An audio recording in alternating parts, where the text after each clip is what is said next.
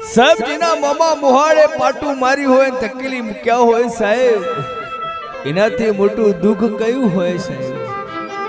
સાહેબ ઇતિહાસ ગવાશે, જેને જેને દુઃખ પડ્યા છે ને એને માં મળી છે સાહેબ। એક નાનકડા ગામની માલિકો એક દીકરી, અને સાહેબ કહેવાય છે કે જ્યાં જગત તમારો સાથ છોડી દે, તમારા કાકા કુટુંબ તમારો સાથ છોડી દે, તમારા મામા મોહર તમારો હાથ છોડી દે ને સાહેબ, એ વખત આપણા બાપની દેવી આવે છે સાહેબ। દીકરી માને માં કઈ બોલાવતી, માને બાપ કઈ બોલાવતી, કહે મારા બાપની દેવી હે મારી માં, મારા મા બાપે તારા દીવા કર્યા છે અને આજે મારી વેળા નથી, મારી વેળા વેચાઈ છે માં। હે માં ભગવતી આવજે હો, આ નોધારાનો આધાર બનજે, આ દુખિયારાનું દુઃખ ભાગજે। અને એમ કહેવાય કે માં આ સાંજ સુણી જાય છે, સાંજ સાંભળી લે છે।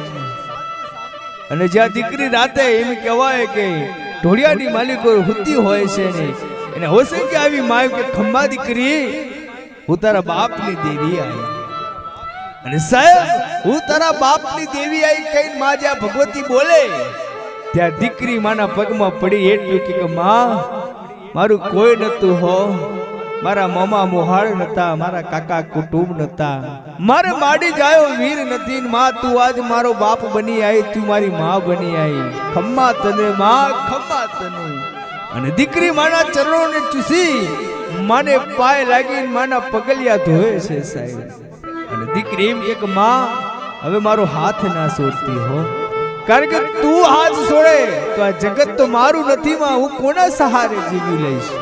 અને જ્યાં દીકરીએ માના પાલવ પકડી અને માના પોલોઠીમાં બેસીને સાહેબ અને એ જગતમાં નામા કમાણી સાહેબ, કહેવાય છે ને કે સાહેબ તમારું કોઈ ના હોય, તમારા બાપની દેવી તમારી થાય, તમારા વડવાની દેવી તમારી થાય સાહેબ।